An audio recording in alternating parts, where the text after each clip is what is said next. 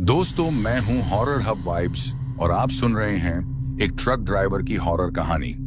तो दोस्तों, आज की कहानी एक ट्रक ड्राइवर की है जिनका नाम देबाशीष रॉय है। तो चलिए अब यह कहानी देबाशीष रॉय के नजरिए से सुनते हैं। लेकिन उससे पहले आप लोगों से मेरी एक शिकायत और एक रिक्वेस्ट है। आप लोग स्टोरी को पूरा तो सुनते हैं, लेकिन कोई भी वीडियो को लाइक नहीं करता। इस बार मैंने आप लोगों से बहुत उम्मीद लगाई है कि आप लोग इस बार वीडियो को लाइक भी करेंगे और चैनल को सब्सक्राइब करके अपना सपोर्ट भी जरूर दिखाएंगे। तो चलिए बिना समय गंवाए हुए वीडियो शुरू करते हैं। मेरा नाम देबाशीष रॉय है और मैं वेस्ट बंगाल के कोलकाता शहर के दमदम एरिया में रहता हूं, जिसे आप लोग अच्छी तरह जानते ही होंगे। और कोलकाता को लोग सिटी ऑफ जॉय के नाम से भी जानते हैं। लेकिन मेरी जिंदगी उतनी खुशियों से भरी हुई नहीं है जितना लोग सोचते हैं, क्योंकि मेरी एज आज 37 साल हो चुकी है और पिछले 15 सालों से मैं ट्रक चलाकर ही अपने परिवार का पेट पाल रहा हूं। और ट्रक ड्राइविंग ही मेरी रोजी रोटी का इकलौता जरिया है। मेरे घर में मेरी पत्नी, मेरी माँ और मेरा एक छोटा बेटा रहता है जो अभी क्लास 4 में पढ़ता है। और मैं हमेशा यही चाहता था कि उसकी जिंदगी मेरी तरह मुश्किलों से न गुजरे। लेकिन ट्रक ड्राइवर की जिंदगी उतनी आसान नहीं होती जितनी दूर से दिखाई देती है। कभी 18 घंटे लगातार स्टीयरिंग पकड़नी पड़ती है, तो कभी 2-2 दिन घर का चेहरा देखना नसीब नहीं होता। फिर भी घर वालों के चेहरे पर मुस्कान बनी रहे, इसी उम्मीद में मैं हर बार ट्रक लेकर निकल पड़ता था। मेरे साथ उस ट्रक में मेरा क्लीनर था जिसका नाम मोंटू हल्दर था। मोंटू असल में मेरे बड़े भाई का दोस्त था, लेकिन धीरे धीरे वह मेरा भी सबसे अच्छा दोस्त बन गया था। उसकी एज लगभग 29 साल थी और उसकी एक आदत थी जो कभी नहीं बदलती थी। वह हर वक्त हंसी मजाक करता रहता था। चाहे सफर कितना भी लंबा हो या कितनी भी थकान हो, उसके चेहरे पर मुस्कान जरूर होती थी। कभी ट्रक ड्राइवर्स की एक्टिंग करता, कभी पुराने बंगाली और हिंदी गाने गाता और कभी मेरी ही नकल उतारकर मुझे हंसा देता था। इसी तरह देखते ही देखते हमें एक साथ ट्रक चलाते हुए पूरे 2 साल बीत चुके थे। इन 2 सालों में हमने बंगाल से बिहार, बिहार से ओडिशा, ओडिशा से झारखंड और नॉर्थ ईस्ट के कई शहरों तक डिलीवरी की थी। लेकिन एक जगह ऐसी थी जहां हम दोनों कभी नहीं गए थे, और वह जगह थी असम का एक छोटा सा गांव। उस दिन सुबह कंपनी की तरफ से हमें एक इमरजेंसी ऑर्डर मिला था। हमें वेस्ट बंगाल से बहुत सारी ताजा मछलियां लोड करके असम के एक दूर दराज गांव तक पहुंचाना था। कंपनी ने हमें साफ साफ कह दिया था कि यह डिलीवरी सुबह होने से पहले हर हाल में पहुंचनी चाहिए, वरना लाखों रुपए का नुकसान हो जाएगा। क्योंकि मछलियां ज्यादा देर तक ट्रक में नहीं रह सकती थीं, इसलिए हमने बिना वक्त गंवाए दोपहर के लगभग 3 बजे ट्रक लोडिंग पॉइंट पर पहुंचकर कंटेनर में मछलियां लोड करवाई और सारी चेकिंग कंप्लीट करने के बाद सफर शुरू कर दिया। शुरू में सब कुछ बिल्कुल नॉर्मल था। ट्रक धीरे धीरे कोलकाता की भीड़ भरी सड़कों को छोड़कर हाईवे पर आ चुका था। कुछ देर बाद शहर की भीड़ भी पीछे छूट गई और हम आबादी से दूर लंबे सुनसान रास्तों पर बढ़ने लगे। दोनों तरफ घने पेड़ दिखाई दे रहे थे और कभी कभी कोई छोटा सा गांव या पेट्रोल पंप नजर आ जाता था। बाकी कई किलोमीटर तक सिर्फ सन्नाटा ही सन्नाटा था। मैं आराम से स्टीयरिंग संभाले ट्रक चला रहा था और मोंटू बगल वाली सीट पर हेडफोन लगाकर गाने सुन रहा था। बीच बीच में वह गाना रोककर मुझे परेशान भी करता था। देबादा, अगर कंपनी वाले 1-2 पेटी मछली कम गिन लेना तो घर में 1 हफ्ते तक मछली ही मछली चलेगी। मैं हंस पड़ा और मैंने कहा, कंपनी वाले पहले तुझे ही कंटेनर में बंद करके बेच देंगे। मेरी बात सुनकर मोंटू जोर जोर से हंसने लगा और फिर खिड़की के बाहर देखते हुए गाना सुनने लगा। सफर धीरे धीरे आगे बढ़ता रहा। मौसम बारिश का था, लेकिन उस वक्त आसमान बिल्कुल शांत लग रहा था। काले बादल जरूर थे, लेकिन बारिश नहीं हो रही थी। हवा में गीली मिट्टी की खुशबू थी और ठंडी हवा केबिन के अंदर आ रही थी। देखते ही देखते दिन की रोशनी धीरे धीरे बादलों के पीछे छुपने लगी। सूरज ढल रहा था और आसमान का रंग नारंगी से काला होने लगा। कुछ ही देर में शाम का अंधेरा चारों तरफ फैल गया। हम दोनों लगातार कई घंटों से सफर कर रहे थे और रात होते होते थकान भी महसूस होने लगी थी। हाईवे पर गाड़ियां अब पहले के मुकाबले बहुत कम दिखाई दे रही थीं। कभी कभी दूर से किसी ट्रक की हेडलाइट दिखाई दे जाती थी और फिर वह भी अंधेरे में गायब हो जाती थी। लगभग रात के 8 बजे हमारी नजर हाईवे के किनारे बनी एक छोटी सी चाय की दुकान पर पड़ी। उसके आसपास और कोई दुकान या घर नहीं था। सिर्फ एक पुराना टिन का शेड, एक मिट्टी का चूल्हा और उसमें उबलती हुई चाय। मैंने ट्रक साइड में लगाया और हम दोनों नीचे उतर गए। मोंटू ने जेब से सिगरेट निकाली और मेरी तरफ बढ़ाते हुए बोला, देबादा, एक चाय और एक सिगरेट मिल जाए ना, फिर सीधा असम। मैं मुस्कुरा दिया और चाय वाले से 2 चाय बनाने को कह दिया। हम दोनों चुपचाप चाय पीने लगे। हवा पहले से ज्यादा ठंडी हो चुकी थी और अजीब बात यह थी कि इतनी रात होने के बावजूद वहां हम दोनों के अलावा कोई भी नहीं था। तभी अचानक पता नहीं कब एक अजीब सा आदमी हमारे बिल्कुल पास आकर खड़ा हो गया। उसके बाल बिखरे हुए थे, दाढ़ी घुटनों तक बढ़ी हुई थी, कपड़े पूरी तरह गीले और मैले थे और उसकी आंखें ऐसी लाल थीं जैसे कई दिनों से उसने नींद ही ना ली हो। वह कुछ पल तक बिना पलक झपकाए मोंटू की तरफ देखता रहा और फिर धीरे से बोला, आज तेरी आखिरी रात है। आज वह तुम दोनों को नहीं छोड़ेगा। आज शिकार होगा। वह अजीब आदमी इतना कहकर धीरे धीरे अंधेरे की तरफ चलने लगा।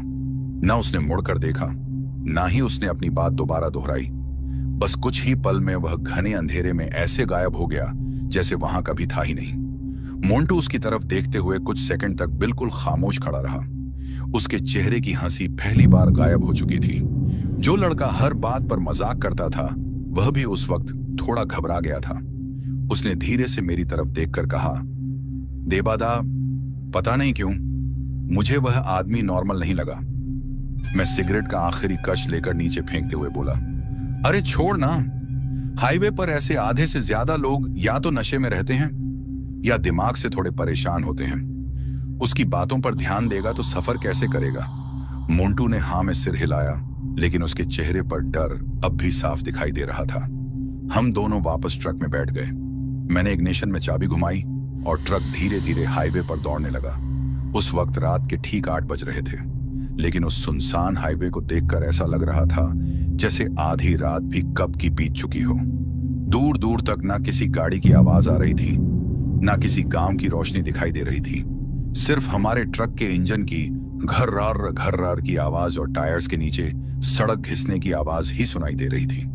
आसमान पूरी तरह काले बादलों से भर चुका था। आज ना चांद दिखाई दे रहा था, ना एक भी तारा। कभी कभी बिजली बादलों के अंदर ही चमकती थी, लेकिन जमीन तक उसकी रोशनी नहीं पहुंच पा रही थी। मोंटू ने फिर से हेडफोन लगा लिया था, लेकिन इस बार वह गाने सुनते हुए भी बार बार खिड़की के बाहर देख रहा था। पता नहीं क्यों उस आदमी की बात उसके दिमाग में घूम रही थी। मैं भी नॉर्मल दिखने की कोशिश कर रहा था, लेकिन सच कहूं तो उसकी बात मेरे दिमाग में भी बैठ चुकी थी। लगभग आधा घंटा और गुजर गया। ट्रक लगातार असम की तरफ बढ़ रहा था। तभी अचानक मेरी नजर ट्रक की हेडलाइट के बिल्कुल सामने पड़ी और मेरा पैर तुरंत ब्रेक पर चला गया। जी, ट्रक जोर की आवाज के साथ सड़क पर घिसने लगा और कुछ ही दूर जाकर रुक गया। मोंटू घबराकर अपनी सीट से आगे की तरफ झटका खा गया। देबादा, क्या हुआ? मैंने कांपते हुए हाथ से विंडशील्ड के सामने इशारा किया। देख। वह मोंटू ने सामने देखा और अगले ही पल उसका चेहरा सफेद पड़ गया। हमारे ट्रक से लगभग 50 मीटर आगे सड़क के बिल्कुल बीच एक आदमी खड़ा था।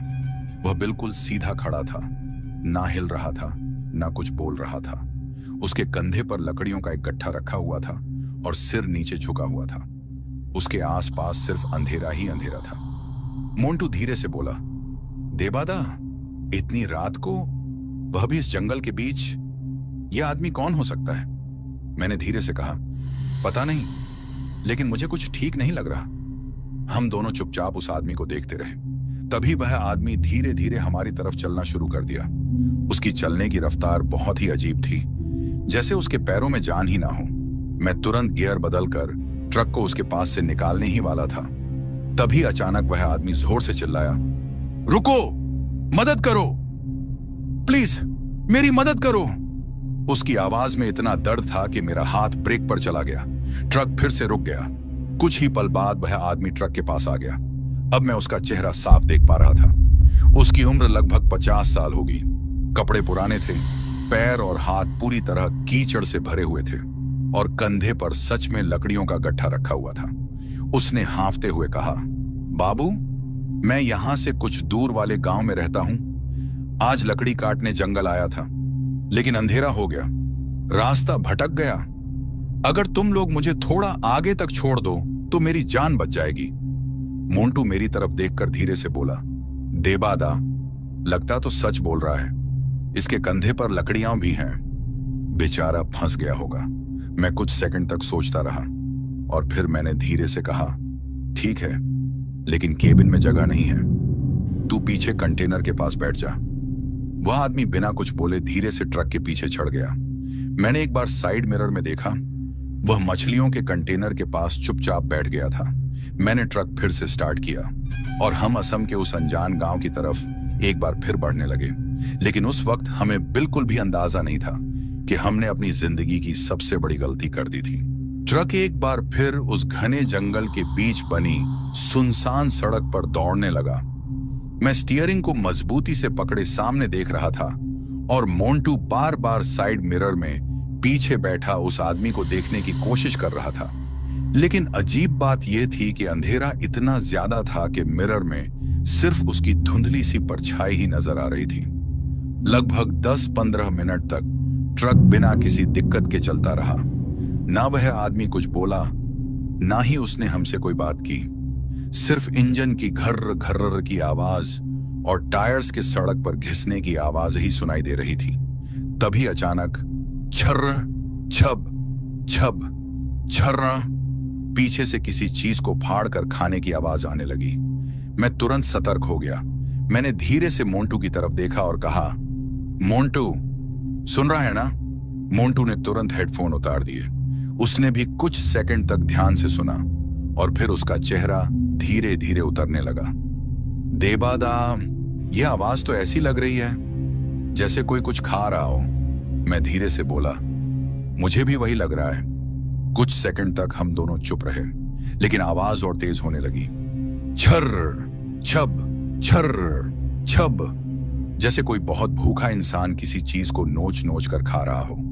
मैंने हल्की सी घबराहट के साथ कहा, अरे, मछलियों के कंटेनर में तो वही आदमी बैठा है, कहीं वही तो।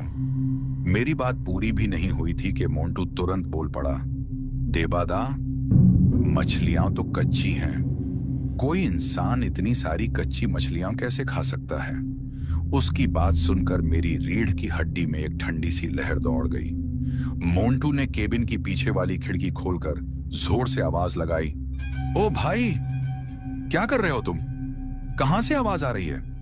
कच्ची मछलियां मत खाना।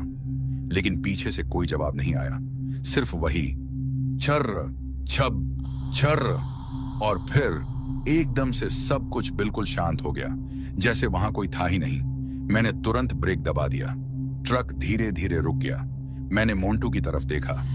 जा, एक बार देख कर आ।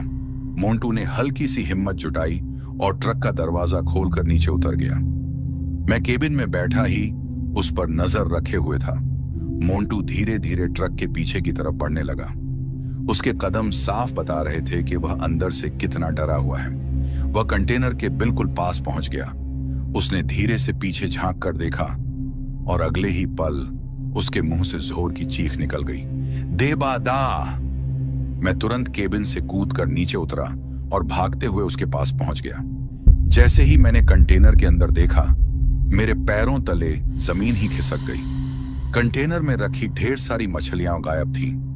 पूरा फ्लोर मछलियों के खून, छिलकों और टूटे हुए टुकड़ों से भरा हुआ था। ऐसा लग रहा था जैसे किसी ने कुछ ही मिनटों में दर्जनों मछलियां जिंदा ही फाड़कर खा ली हों। लेकिन सबसे डरावनी बात अभी बाकी थी। वहां वो आदमी था ही नहीं। कंटेनर बिल्कुल खाली था। मोंटू का पूरा शरीर कांप रहा था। वह आदमी कहां गया देबादा? मैं भी इधर उधर टॉर्च की रोशनी डालने लगा। सड़क खाली थी, जंगल खाली था और इतनी कम देर में कोई इंसान इतनी दूर भाग भी नहीं सकता था। मैंने अपने डर को छुपाते हुए कहा, शांत रहा। हो सकता है वह चोर हो। जब ट्रक रुका था तभी मछलियां लेकर जंगल में भाग गया होगा। मोंटू ने मेरी बात सुनी, जरूर, लेकिन उसकी आंखें बता रही थीं कि वह मेरी बात पर खुद भी यकीन नहीं कर रहा था। क्योंकि हम दोनों जानते थे, कोई इंसान कुछ ही मिनटों में इतनी सारी कच्ची मछलियां नहीं खा सकता।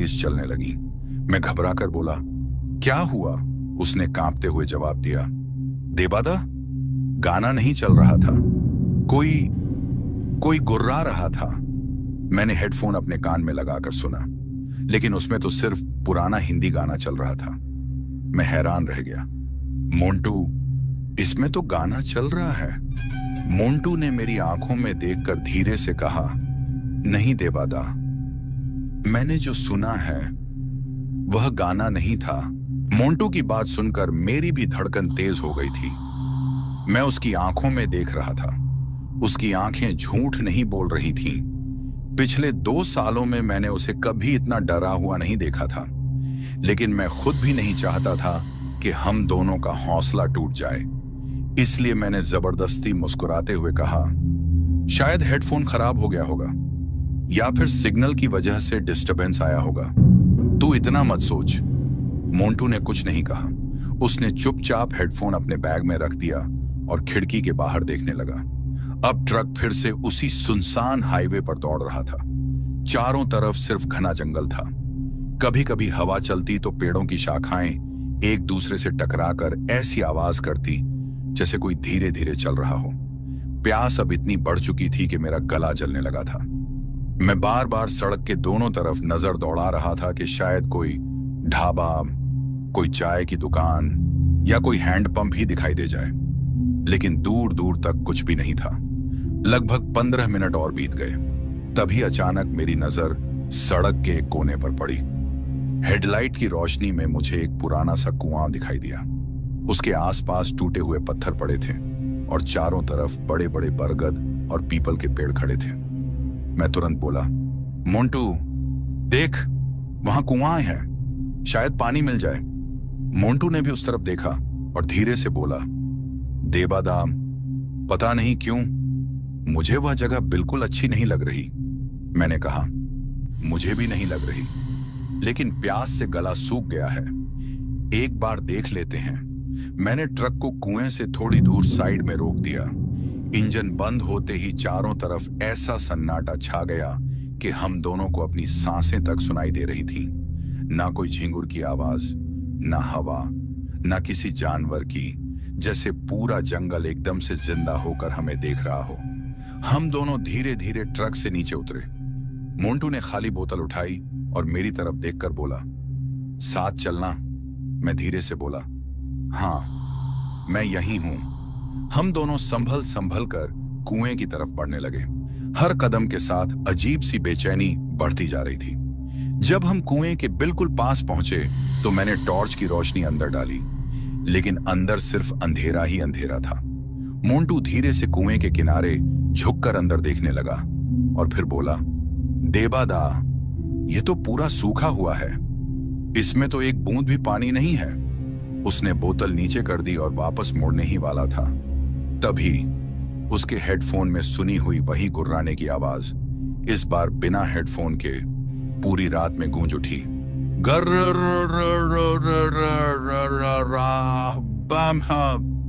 मेरी रीढ़ की हड्डी तक ठंडी पड़ गई। आवाज इतनी करीब थी जैसे कोई बस हमारे बिल्कुल नीचे खड़ा हो। मोंटू घबराकर पीछे हटने लगा, लेकिन उसे संभलने का मौका ही नहीं मिला। अचानक कुएं के अंधेरे से एक विशाल, बिल्कुल काला और इंसान से कई गुना बड़ा हाथ बिजली की रफ्तार से बाहर निकला। उस हाथ की उंगलियों में लगभग 1 फुट लंबे टेढ़े मेढ़े नाखून थे। उस हाथ ने सीधा मोंटू की गर्दन पकड़ ली। देबादा, मोंटू की चीख पूरी रात में गूंज उठी। एक ही झटके में उसका आधा शरीर कुएं के अंदर लटक गया। उसके पैर हवा में तड़प रहे थे। मैं बिना 1 सेकंड सोचे उसकी कमर पकड़कर पीछे खींचने लगा, लेकिन जिस चीज ने उसे पकड़ा हुआ था उसकी ताकत इंसान से कई गुना ज्यादा थी। मुझे ऐसा लग रहा था जैसे मैं किसी पहाड़ को खींचने की कोशिश कर रहा हूं। मोंटू की आंखें बाहर निकल आई थीं, उसकी सांसें रुकने लगी थीं। मैं पूरी ताकत से चीखा, मोंटू, हाथ मत छोड़ना। मैं उसे और जोर से खींचने लगा। तभी एक अजीब सी बात हुई। जिस काले हाथ ने मोंटू की गर्दन पकड़ी हुई थी वह अचानक धुएं की तरह हिलने लगा और अगले ही पल बिल्कुल गायब हो गया। मैं और मोंटू दोनों जोर से पीछे गिर पड़े। मोंटू जोर जोर से खांसने लगा। उसकी गर्दन पर 5 बड़े बड़े काले निशान बन चुके थे, जैसे किसी ने लोहे के पंजे से उसका गला दबा दिया हो। उसका पूरा शरीर कांप रहा था और आंखों से आंसू बह रहे थे। मैं उसे संभालते हुए जल्दी जल्दी ट्रक की तरफ ले जाने लगा। मैंने घबरा कर पूछा, मोंटू, क्या हुआ था? किसने पकड़ा था तुझे? मोंटू रोते हुए बस इतना ही बोल पाया, देबादा, वह आदमी नहीं था। लेकिन उसकी बात पूरी होने से पहले ही धाम, ट्रक के पीछे जंगल के अंदर से किसी बहुत भारी चीज के जमीन पर गिरने की आवाज आई। फिर धाम धाम धाम, जैसे कोई विशाल चीज पेड़ों को तोड़ते हुए हमारी तरफ बढ़ रही हो। हर कदम के साथ जमीन हल्का हल्का कांप रही थी और उसी के साथ वही खौफनाक गुर्राने की आवाज पूरी रात के सन्नाटे को चीरते हुए गूंजने लगी। गर्रा। मैंने और मोंटू ने एक साथ जंगल की तरफ देखा और जो हमने अगले ही पल पेड़ों के बीच 2 जलती हुई लाल आंखें देखी। उन्हें देखकर हमारा खून तक जम गया। मेरी और मोंटू की सांसें एक पल के लिए जैसे रुक सी गई थीं। हम दोनों वहीं ट्रक के पास खड़े जंगल की तरफ देख रहे थे। पेड़ों के बीच अंधेरा इतना गहरा था कि कुछ साफ नजर नहीं आ रहा था, लेकिन उन दो लाल आंखों की चमक बिल्कुल साफ दिखाई दे रही थी। वह आंखें जमीन से लगभग 10 या 12 फुट की ऊंचाई पर थीं। इसका मतलब साफ था, जो भी चीज हमें देख रही थी वह कोई इंसान बिल्कुल नहीं हो सकती थी। मोंटू का हाथ डर के मारे मेरे कंधे को इतनी जोर से पकड़ चुका था कि उसके नाखून मेरी चमड़ी में चुभ रहे थे। उसने कांपते हुए कहा, देबादा, यह क्या है? मैं भी उस वक्त कुछ समझ नहीं पा रहा था। मैंने बस इतना ही कहा, ट्रक में बैठ, जल्दी। हम दोनों भागते हुए केबिन की तरफ दौड़े। मैं ड्राइवर सीट पर बैठा और बिना एक सेकंड गंवाए इग्निशन में चाबी घुमा दी। krr, krr, krr। स्टार्टर घूमा, लेकिन इंजन स्टार्ट नहीं हुआ। मैंने फिर से कोशिश की, krr, krr, krr। इस बार भी वही हुआ। ट्रक स्टार्ट ही नहीं हो रहा था। मेरे माथे पर पसीना आ गया। मोंटू घबरा कर बार बार पीछे देख रहा था। देबादा, जल्दी करो, वह इधर ही आ रहा है। मैंने तीसरी बार चाबी घुमाई, लेकिन इस बार भी ट्रक ने साथ नहीं दिया। तभी धाम, ट्रक के बिल्कुल पीछे किसी भारी चीज के टकराने की आवाज आई। पूरा ट्रक जोर से हिल गया। कंटेनर के अंदर बची हुई मछलियों के क्रेट इधर उधर गिरने लगे। मोंटू की चीख निकल गई, देबादा, वह ट्रक के पीछे आ गया। मैंने तुरंत साइड मिरर में देखा, लेकिन मिरर में सिर्फ अंधेरा ही दिखाई दे रहा था। तभी खर्रर, कंटेनर के बाहर किसी तेज नाखून के घिसने की आवाज आने लगी, जैसे कोई लोहे की दीवार को अपने पंजों से चीर रहा हो। आवाज धीरे धीरे केबिन की तरफ बढ़ रही थी। हर सेकंड वह आवाज और करीब आती जा रही थी। मोंटू की सांसें तेज हो चुकी थीं। उसने धीरे से साइड विंडो की तरफ देखा और अगले ही पल उसका चेहरा सफेद पड़ गया। देबादा, मत देखना, प्लीज मत देखना। लेकिन मेरी नजर खुद ब खुद खिड़की की तरफ चली गई, और जो मैंने देखा उसके बाद मेरी रूह तक कांप उठी। खिड़की के बाहर एक विशाल काला हाथ चिपका हुआ था। उस हाथ की उंगलियां इंसान से कई गुना लंबी थीं और हर उंगली में बड़े बड़े टेढ़े मेढ़े नाखून थे। वह धीरे धीरे शीशे पर रेंग रहा था। खर्र, उसके नाखून शीशे पर गहरी लकीरें छोड़ते जा रहे थे। मैं और मोंटू सांस रोककर उस हाथ को देख ही रहे थे। तभी धीरे धीरे उस हाथ के ऊपर एक डरावना चेहरा नजर आने लगा। पूरा चेहरा काले लंबे बालों से ढका हुआ था। दो जलती हुई लाल आंखें और मुंह से बाहर निकले हुए लंबे टेढ़े दांत। उसके मुंह से कच्ची मछलियों और सड़े हुए गोश्त की इतनी भयानक बदबू आ रही थी कि हमें उल्टी जैसी महसूस होने लगी। वह अपना चेहरा धीरे धीरे विंडशील्ड के बिल्कुल पास ले आया और बिना पलक झपकाए सीधा मेरी आंखों में देखने लगा। फिर उसने अपना मुंह खोला और उसके गले से वही आवाज निकली जो मोंटू ने हेडफोन में सुनी थी, गर्रा। उसे गुर्राने से पूरा ट्रक जोर जोर से कांपने लगा। ट्रक के विंडशील्ड के बाहर खड़ा वह डरावना साया कुछ पल तक बिना पलक झपकाए मुझे ही घूरता रहा। उसकी लाल जलती हुई आंखें सीधा मेरी आंखों में घुस रही थीं। मैं और मोंटू इतना डर चुके थे कि हम दोनों की सांसें तक रुक गई थीं। तभी अचानक बिना किसी वजह के वह डरावना चेहरा धीरे धीरे पीछे हटने लगा। उसका काला हाथ भी शीशे से अलग हो गया और अगले ही पल वह घने अंधेरे में ऐसे गायब हो गया जैसे वहां कभी था ही नहीं। कुछ सेकंड तक हम दोनों केबिन के अंदर ही बैठे रहे। ना मैं कुछ बोल रहा था, ना मोंटू। सिर्फ हम दोनों की तेज सांसें केबिन के अंदर गूंज रही थीं। तभी मैंने हिम्मत करके एक बार फिर इग्निशन में चाबी घुमाई। घर, इस बार ट्रक एक ही सेल्फ में स्टार्ट हो गया। मैं और मोंटू एक दूसरे को देखने लगे। मुझे कुछ समझ नहीं आ रहा था कि जो ट्रक अभी तक स्टार्ट ही नहीं हो रहा था वह अचानक कैसे स्टार्ट हो गया। लेकिन उस वक्त सोचने का वक्त नहीं था। मैंने तुरंत गियर डाला और ट्रक को पूरी रफ्तार से भगाना शुरू कर दिया। हाईवे पर ट्रक हवा की तरह दौड़ रहा था। मैं बार बार साइड मिरर देख रहा था। मोंटू भी पीछे मुड़ मुड़ कर देख रहा था, लेकिन अब वह डरावना साया कहीं नजर नहीं आ रहा था। लगभग 45 मिनट तक हम बिना रुके चलते रहे। उसके बाद जीपीएस ने बताया कि असम का वह गांव अब सिर्फ कुछ किलोमीटर दूर है। यह सुनकर हम दोनों ने थोड़ी चैन की सांस ली। मुझे लगा शायद अब हम बच गए, लेकिन मुझे बिल्कुल भी अंदाजा नहीं था कि असली खौफ तो अब शुरू होने वाला था। कुछ ही देर बाद हम एक कच्चे रास्ते पर मुड़ गए जो सीधा उस गांव की तरफ जा रहा था। यह रास्ता पहले वाले हाईवे से भी ज्यादा सुनसान था।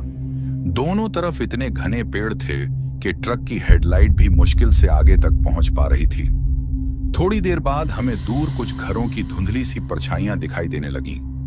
मोंटू ने धीरे से कहा, देबा दा, लगता है गांव आ गया। मैंने हाँ में सिर हिला दिया, लेकिन जैसे ही ट्रक गांव के अंदर घुसा, मेरी भौहें सिकुड़ गईं।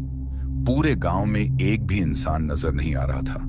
ना कोई बच्चा, ना कोई औरत, ना कोई बुजुर्ग, ना ही किसी घर से बात करने की आवाज आ रही थी। हर घर का दरवाजा बंद था। कुछ घरों के बाहर पुरानी लालटेनें लटक रही थीं, लेकिन उनमें से आधी बुझ चुकी थीं। और सबसे अजीब बात, पूरे गांव में एक अजीब सी बदबू फैली हुई थी, जैसे बहुत सारे मरे हुए जानवर एक साथ पड़े हों। मैं धीरे धीरे ट्रक चलाता हुआ आगे बढ़ा।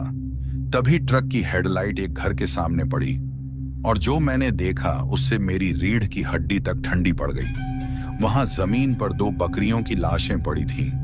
थोड़ा आगे एक मरी हुई गाय पड़ी थी, उसके बाद एक भैंस, और कुछ दूर पर कई मुर्गे और कुत्ते मरे हुए पड़े थे।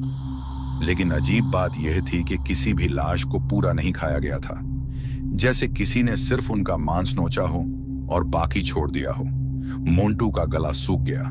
उसने धीरे से कहा, देबा दा, ये सब किसने किया होगा? मैंने जवाब नहीं दिया, क्योंकि मेरे पास भी कोई जवाब नहीं था। तभी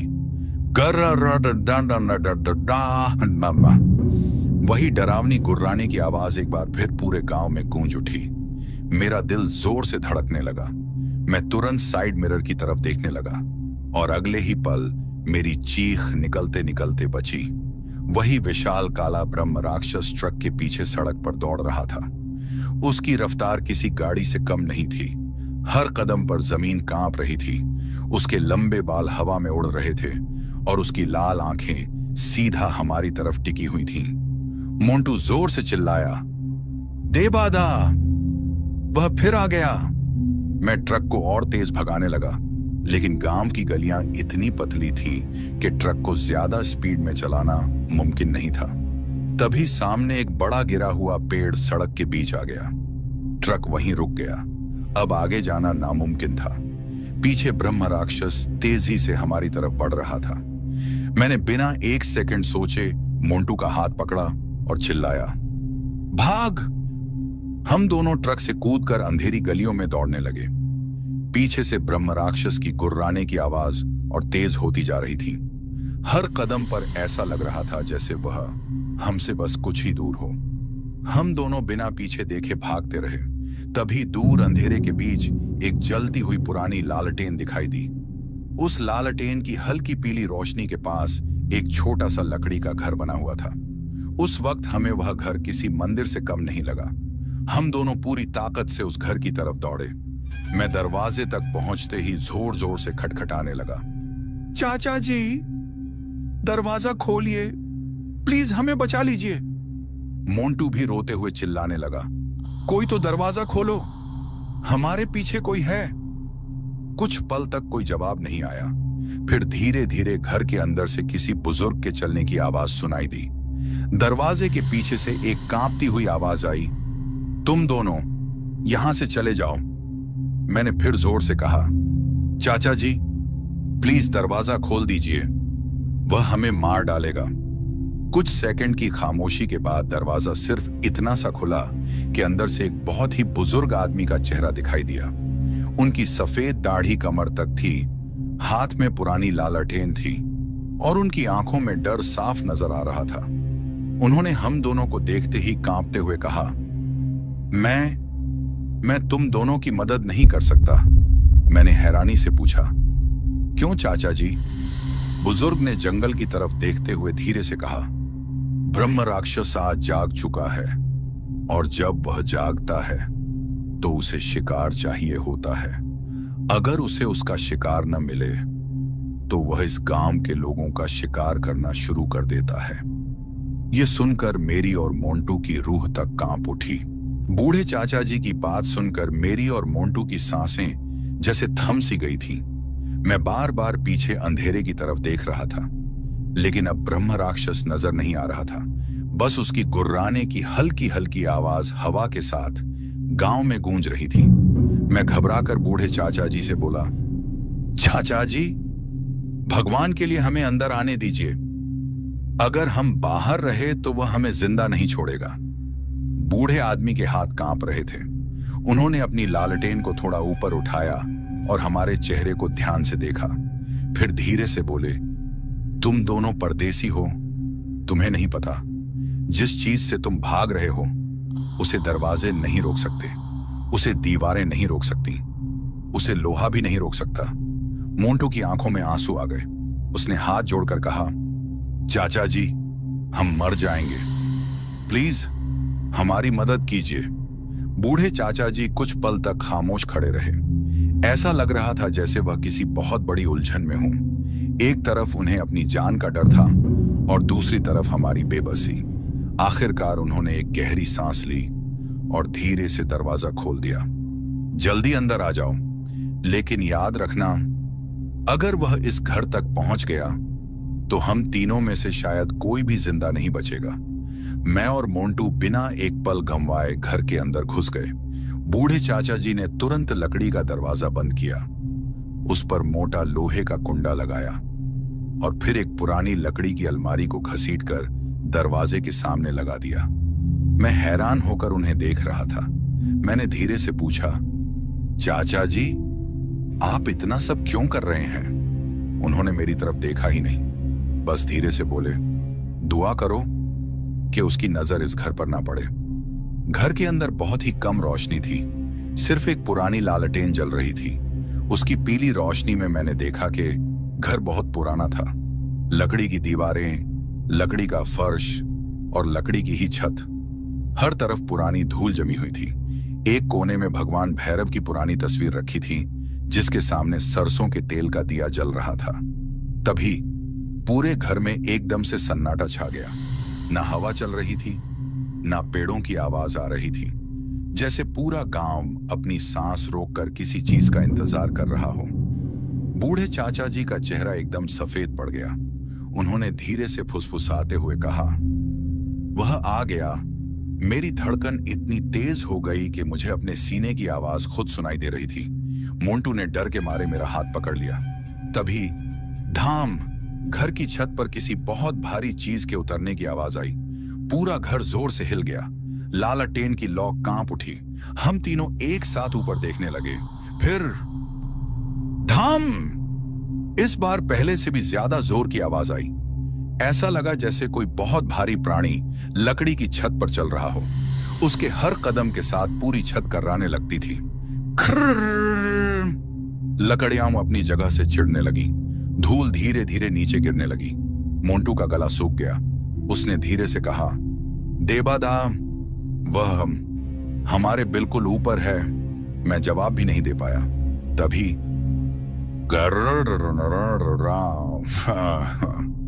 वही खौफनाक गुर्राने की आवाज छत के बिल्कुल ऊपर से गूंजी, इतनी करीब कि ऐसा लगा जैसे वह हमारे कान के पास ही खड़ा हो। बूढ़े चाचा जी ने तुरंत भैरव जी की तस्वीर के सामने हाथ जोड़ लिए और कुछ मंत्रों का जाप करने लगे, लेकिन उनकी आवाज भी कांप रही थी। तभी खर्र, किसी बहुत बड़े नाखून के लकड़ी की छत पर घिसने की आवाज आने लगी, जैसे कोई छत को चीरने की कोशिश कर रहा हो। हम तीनों सिर ऊपर किए खड़े थे और धीरे धीरे लकड़ी की छत के बीच एक लंबी सी दरार पड़ गई। उस दरार में से मिट्टी और धूल नीचे गिरने लगी। मोंटू डर के मारे रोते हुए बोला, चाचा जी, ये अंदर आ जाएगा। बूढ़े चाचा जी ने आंखें बंद करके सिर्फ इतना कहा, मैं पहले ही कह रहा था, उसे दीवारें नहीं रोक सकती। अगले ही पल धड़ाम, छत का एक बड़ा टुकड़ा टूटकर जमीन पर आ गिरा। लालटेन जोर से हिल गई। उसी टूटे हुए हिस्से के अंधेरे में से दो जलती हुई लाल आंखें हमें घूरने लगीं। उन आंखों के बाद धीरे धीरे एक विशाल काला हाथ नीचे लटकने लगा। उसके नाखून इतने लंबे थे कि वह हवा में ही झूल रहे थे। और फिर उस ब्रह्म राक्षस ने अपना आधा चेहरा उस टूटी हुई छत के अंदर झुका दिया। उसके टेढ़े मेढ़े दांत, लंबे उलझे बाल और जलती हुई आंखें देखकर ऐसा लग रहा था जैसे मौत खुद हमारे घर के अंदर झांक रही हो। हम तीनों की नजर उस टूटी हुई छत पर ही जमी हुई थी। उस दरार में से ब्रह्म राक्षस का आधा चेहरा घर के अंदर झांक रहा था। उसकी दो लाल जलती हुई आंखें बिल्कुल अंगारों की तरह चमक रही थीं। उसके मुंह से निकलती हुई सांसें इतनी गर्म थीं कि नीचे खड़े होते हुए भी हमें उनकी तपिश महसूस हो रही थी। उसके लंबे उलझे हुए बाल छत से लटक रहे थे और उसके टेढ़े मेढ़े दांत लालटेन की हल्की पीली रोशनी में और भी ज्यादा डरावने लग रहे थे। मोंटू डर के मारे मेरी पीठ के पीछे छुप गया था। मैं भी अंदर ही अंदर बुरी तरह कांप रहा था, लेकिन उस वक्त हिम्मत दिखाने के अलावा मेरे पास कोई और रास्ता नहीं था। तभी ब्रह्म राक्षस ने अपना एक विशाल काला हाथ उस टूटी हुई छत के अंदर डाल दिया। उसके नाखून लकड़ी की बल्लियों को ऐसे चीर रहे थे जैसे वह सूखी घास हो। लकड़ी के टूटने की आवाज पूरे घर में गूंजने लगी। हर सेकंड छत और ज्यादा टूट रही थी। बूढ़े चाचा जी का चेहरा एकदम सफेद पड़ चुका था, लेकिन अचानक उनके चेहरे पर कुछ याद आने जैसा एहसास हुआ। उन्होंने तुरंत भैरव जी की तस्वीर के नीचे रखी एक पुरानी लकड़ी की संदूक उठाई। वह संदूक इतनी पुरानी थी कि उसकी लकड़ी का रंग बिल्कुल काला पड़ चुका था। चाचा जी ने कांपते हुए हाथ से उसका ताला खोला। संदूक खुलते ही उसके अंदर से कपड़े में लिपटी हुई एक पुरानी सी वस्तु निकली। उस कपड़े को खोलते ही मैंने देखा कि उसके अंदर तांबे और चांदी से बना हुआ एक पुराना कवच रखा हुआ था। उस कवच पर अजीब पुराने चिन्ह बने हुए थे। बीच में त्रिशूल बना था और उसके नीचे भैरव जी का मुख बना हुआ था। उस कवच को देखते ही बूढ़े चाचा जी की आंखों में आंसू आ गए। उन्होंने धीरे से कहा, 200 साल से मेरा परिवार इसे संभाल कर रखा हुआ है। मैं हैरानी से उनकी तरफ देखने लगा। चाचा जी, यह क्या है? उन्होंने मेरी तरफ मुड़कर कहा, यह कोई आम ताबीज नहीं है, यह भैरव कवच है। हमारे पूर्वजों को एक अघोरी बाबा ने दिया था। उन्होंने कहा था, जिस दिन ब्रह्म राक्षस फिर से जाग उठे, उस दिन यह कवच किसी एक निर्दोष व्यक्ति की जान जरूर बचाएगा। इतना कहकर चाचा जी ने वह कवच मेरे हाथ में रख दिया। मैं घबरा कर बोला, लेकिन यह मुझे क्यों दे रहे हैं? बूढ़े चाचा जी ने मेरी आंखों में देखते हुए कहा, क्योंकि आज भैरव जी ने तुम्हें ही चुना है। जल्दी इसे अपने गले में पहन लो। मैंने बिना देर किए कवच को गले में पहन लिया। जैसे ही कवच मेरी छाती को छुआ, मेरे पूरे शरीर में एक अजीब सी गर्मी दौड़ गई। ऐसा लगा जैसे किसी ने मेरे अंदर हिम्मत भर दी हो।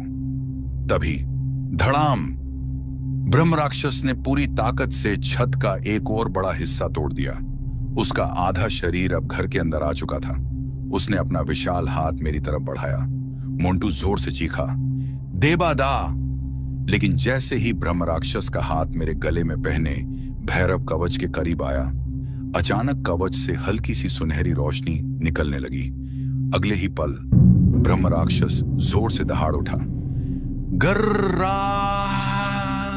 उसने अपना हाथ तुरंत पीछे खींच लिया। उसकी लाल आंखों में पहली बार डर साफ नजर आ रहा था। वह गुस्से में छत पर अपने पंजे मारने लगा।